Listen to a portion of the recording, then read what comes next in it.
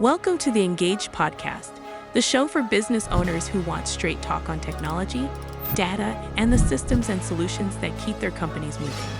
Each episode tackles a real problem, maps out practical solutions, and delivers proven tactics you can use to choose the right tools and run a profitable business.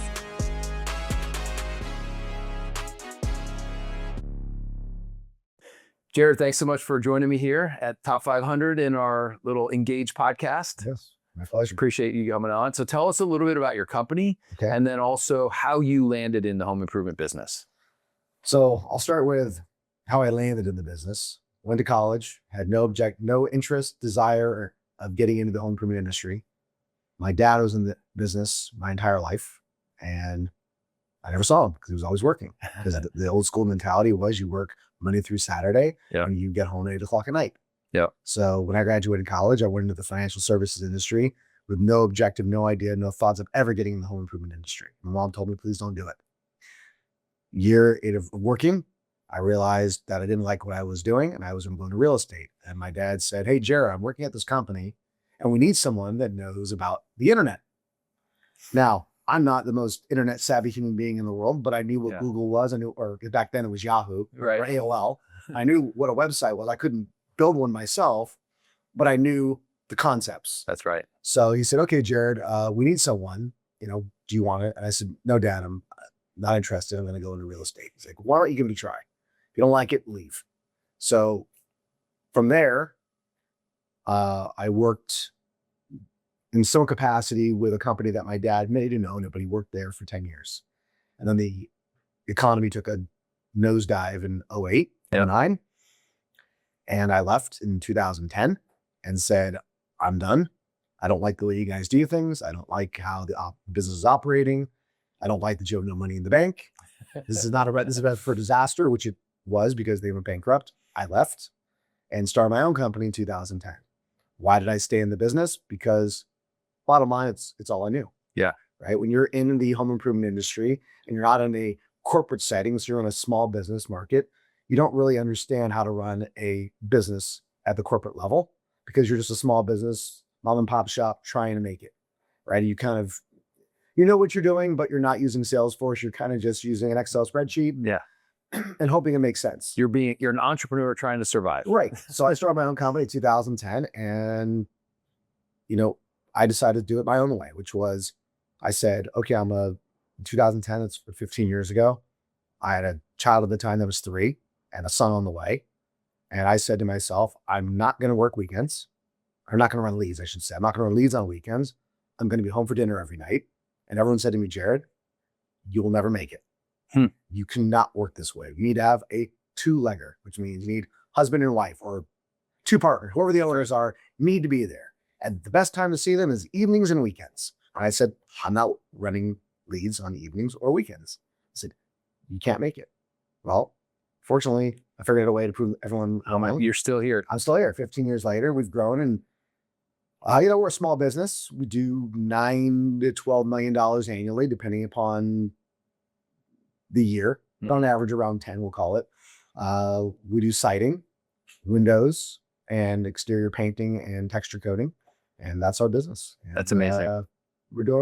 Can't complain. No, that's very good. Nobody wants to listen. Well, it's interesting. I've talked to a lot of business leaders. Some are very content with the size of their business and they don't want to be the $200 million behemoth. I talked to somebody earlier today. They started out, they were a $3 million business. Now they're multiple 9-figure business. That was their goal. I think what's great about this industry is you can live wherever you want to live along that continuum. Correct. Right? I agree. Now, so what I want to do is shift the conversation, talk about technology. So in building the business over the last 15 years, and you think about technology, I'm sure you come to these conferences and you see all the new technology. There's lots of shiny objects that you could pick to implement. What is it about you and your business? What is your process, or what do you think of first when thinking about a new piece of technology for your company? So I'll answer that with historical data fact of my business, right? Yeah. People say, well, how did you get to be successful, right? Or how did you grow your business? What did you do that's unique and different than everybody else? And I said, look, here's the bottom line. 15 years ago, most of the owners in our industry were 60, 65-year-old men, old school. Canvas, telemarketing. That was the business model. You said internet and they'd say, who, what? Or no, thank you. I don't want inbound. We don't do inbound. We want outbound. We want to go knock on doors. We want to do home shows. We don't want this internet because that's competitive. They're going to get multiple estimates. We don't want that. That's not what my salespeople are trained to do. So I took the attitude, I'm going to do what nobody else does. I'm going to advertise on Google. And 15 years ago, I was at the entry level. I was at the ground floor. I was one of the first, right? So when I started advertising on the internet, I was it. So if you searched on Google and you searched for siding or windows, if it was windows, maybe there was 3 other guys. Right. If it was siding, I was it. Now what's happened and where the challenge lies, I think amongst all my competition, is internet was this new cool thing. Now everybody's doing it. So what's happened? The cost per click has gone up. The cost per lead has gone up. The competition's gone up. There's much more competition. Now we're working on lower margins of profit. You can't charge what you once did, even though the costs have gone up. So everyone's making less money, which I think gets into why some people, not all, are trying to sell their businesses because they're going, uh-oh, let me get out. Yeah, it's kind of like Nick Saban getting out of coaching because he doesn't want to deal with NIL. Right. It's like the landscape's changed.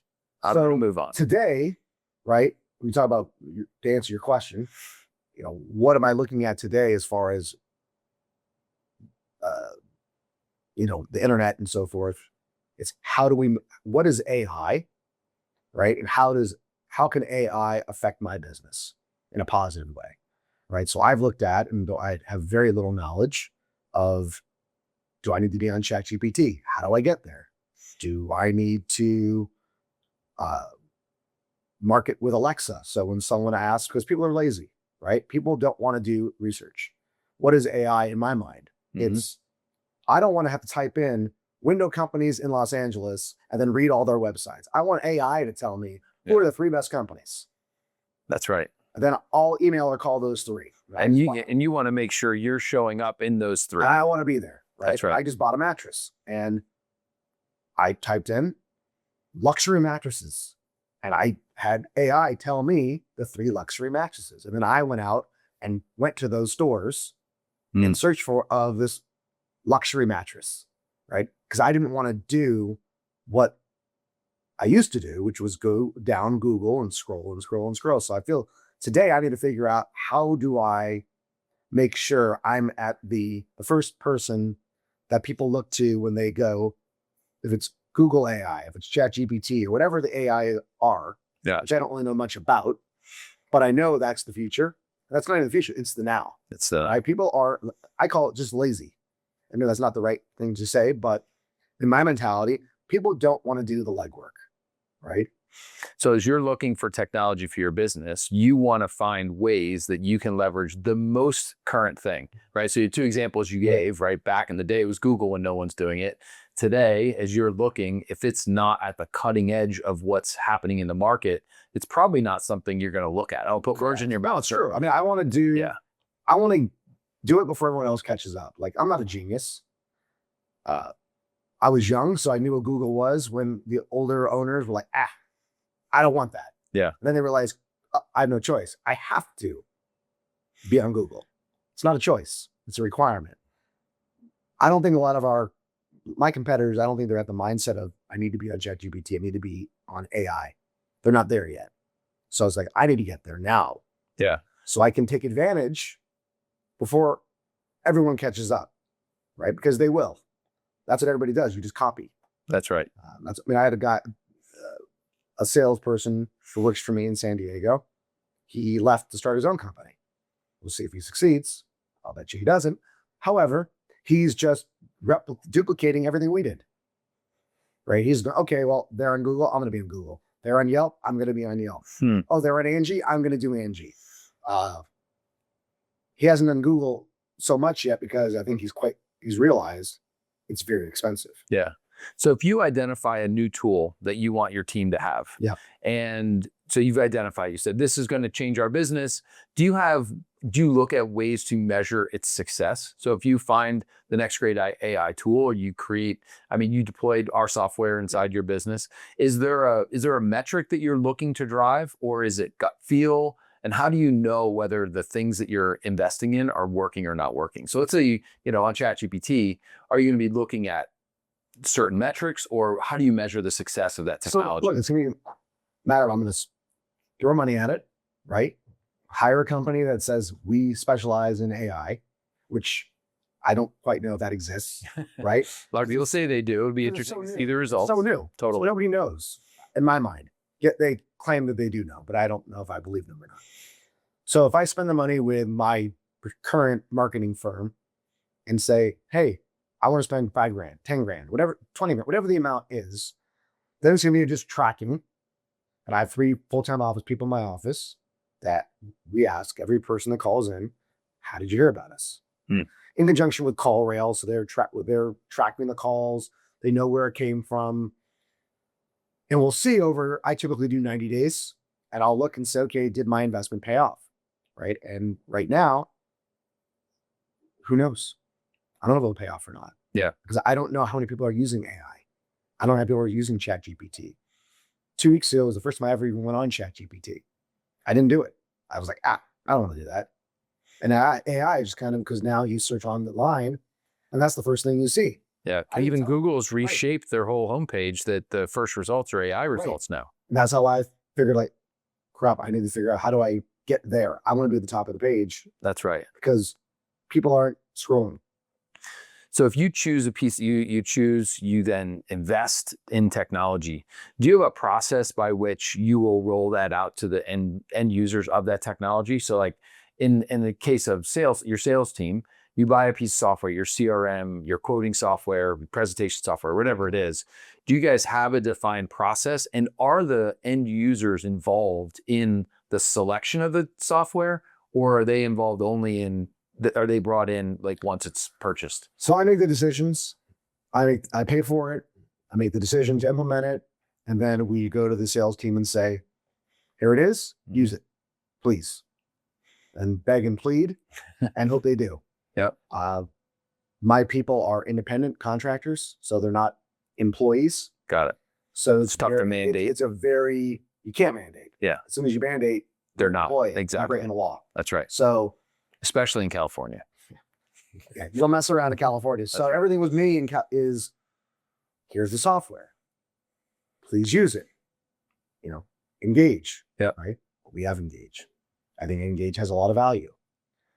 But the constant challenge is getting someone to use it. That's because there are salespeople that go, I don't need that. I don't want that. That's not the way I sell. And because we're a small business, I give, and maybe I'm wrong in doing this, I give my salespeople a lot of freedom. Mm-hmm. My cores are know your product and tell the truth. And that's tell the truth. You're a salesperson. You tell the truth. Come on now. Yeah. That's what makes us different. I will walk away. Like I have a lot of my vendors, a lot of my manufacturers, they refer me business. And not because I'm the biggest, is because they know I'm going to tell the truth. That's right. There's value. So with technology like AI, that's going to generate leads. So my team won't be involved in anything other than setting the appointment, and then our sales team will know where did the lead come from, mm-hmm. right? And if it's ChatGPT, if it's AI or whatever it may be, they know the source. Yeah. But we don't typically run that lead any differently than any other lead. So it's interesting in your approach. So I've had this conversation probably almost 10 times in the last couple of days of really understanding, as a smaller business, bigger businesses have a lot more, as you would assume, have a lot more process. Right. In a smaller business, you're taking the approach of, I really believe this is going to help, whatever the technology is, and the people, it's their job to adopt it or not adopt it. And then you make the decision to say, well, you're either working or you're not working. Right. It's almost very binary, a lot less gray in that you're going to say, yes, it's working, or yes, it's not working. And then you make the decision to move on. Right, because look, it's my money, right? I don't have to answer to anybody besides my wife. But I mean, I don't have to answer to anyone. So to me, to spend 10, 20, 30, 40, 50, 100, whatever the amount is, Yeah. if it doesn't work, the only one person to blame, me. Yeah.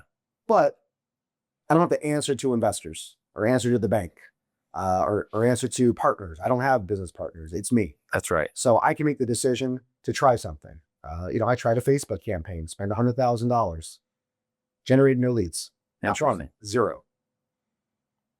And I moved on. And I said, okay, I thought it would work. I thought Facebook was a great way to generate leads in my mind because I'm on Facebook every day. When I'm bored, I flip through. Turned out, for whatever reason it was, though I thought the ads were great. I hired a company, they flew out, they filmed, did some, I thought, really cool stuff, but it didn't generate leads. Interesting. But I tried it. That's right. I'm considering doing TV. Challenges out LA specifically is incredibly expensive. One 15-second spot is $600. And you've got to do lots of them, 3 or 4 a day. Yeah. Right. So you're spending $15,000 a week. So that's $60,000 a month.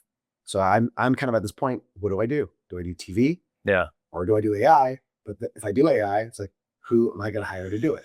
Did you ever have a deployment of technology in your business that was not successful by whatever means you determine it to be not successful? And what did you learn from that informs how you think about technology adoption now? So I won't say who the company is because I don't want to badmouth them. Totally fair. We started, I can care. It doesn't affect me. Yeah. We started a new CRM. So I had Market Sharp, and I didn't think didn't have all the fancy things that I wanted. So I decided to upgrade to Leap. And with Leap, we're doing a CRM, but where I was excited about was to really improve our proposal, to make it a sexy proposal, to when people see that proposal, go, wow, these guys must be professional because of how professional that proposal looks, right? Perception is reality. Very much so. Leap has turned out to be incredibly complicated. If I knew then what I know now, I would not have done it. But now I'm so invested. I spent so much money and so much time. I can't turn back. Now I could and say I'm done, but my mind, like, Jared, you spent so much time, you spent so much money, you gave your office so much responsibility to build this darn thing. Yeah. And it's still not built. And we've been doing this for 6 months. I thought it'd be simple, quick. They already have everything built out.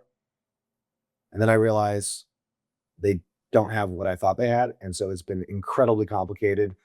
Do you think part of that is so as a smaller company, the amount of resources you have to put focus on it? So one thing I find is with our smaller customers, they tend to, they don't have that extra resource that can just own that project. Right. And it's sometimes you just have to think through, do we really have the bandwidth to take on all of the things? So maybe it's not whatever the software, it doesn't even matter. Of course, right? It's just, did I really take to heart the amount of work that was going to be required? Look at it as like you go to the buffet and you fill your plate and you're like, am I really going to eat all this? Right. And I think as a small business owner, and we're in the same thing. I have this concept that business is business, whether you're a home improvement business or a software business, we still have those things that we go through. We do the same thing. I think we can get all 5 of the initiatives done this quarter. Well, we only got 2 done. Why? Because we thought we were going to be able to do more than we could. And it's really hard to convince yourself. Well, it's easy to convince yourself. It's hard to actually execute when you have so many priorities coming up. 100%. What I mean if I knew then what I know now, it's not that Leap is a bad program. I think Leap is a great program. Yeah. But it's a lot more complicated and a lot more time consuming. And you're 100% right. Yeah. Because we're a small company, I can't I need someone dedicated to build this. Yeah. And I don't have anyone dedicated to build it. So I'm trying to run my business. And because we're small, I do the accounting. I do the marketing. I still run leads every day. Yeah. It sounds crazy, but I do. I don't have the time and I don't have the knowledge. That's right. I'm not a tech guy. Well, if you go back to your AI comment, AI is only as good as the context that you give to it. And without the context of understanding what it's actually going to take to implement a piece of technology, whatever it is, you don't know until you know. Right. And I'm trusting people to tell me. That's right. That's the challenge, right? Because I'm small and I don't have in-house people doing these things. I'm relying on third-party companies who, look, they're in sales just like I am, just like you are. They're selling a dream. That's right. And either I buy it or I don't. And I buy it and then I require them to implement. Yeah. Because I can't. I love that takeaway though. It's just, you have to really think through what is doable, realistically doable. We teach our sales team this all the time. Listen for the signals that it's not going to go as smoothly as possible. I don't care if you make your quota. I care that the customer is actually really happy with the experience that they have. So really understand, does Jared or does whoever you're talking to have the bandwidth and the skills and the team and all the things that are going to be required to make them successful? Because ultimately, that's our success.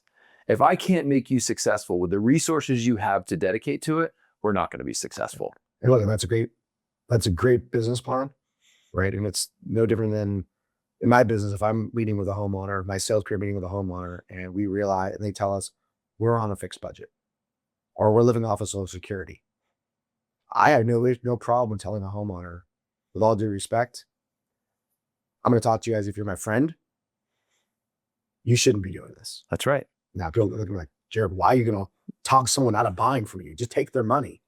No. And I'm like, look, you might not believe me because you don't know me. I grew up in the industry and I know what it's like to not sleep at night. Yeah. Because I know I was doing the wrong thing, but I was doing what I was told to do. And I wanted my paycheck. And when I started my own company, I said, you know what? I'm not going to operate that way. I want to go to sleep every night knowing I'm doing the right thing. And so I had no problem telling a client, we're not for you, or you really shouldn't be doing this. Yeah. Or clients go, oh, I had an estimate. And the guy said that if he puts this coating on my house, it will never peel. And I'm like, look, your house is 90 years old. You have 90-year-old wood. I can't magically put something on your house and it'll make it a year old. You have a 90-year-old home. We got to rip it all off. That's the right. last guy told me you didn't do that. Well, go with the last guy, and I wish you good luck. And so I wish in the technology space, and in any space for that matter, to have an honest dialogue of, here's a realistic expectation. Mm-hmm.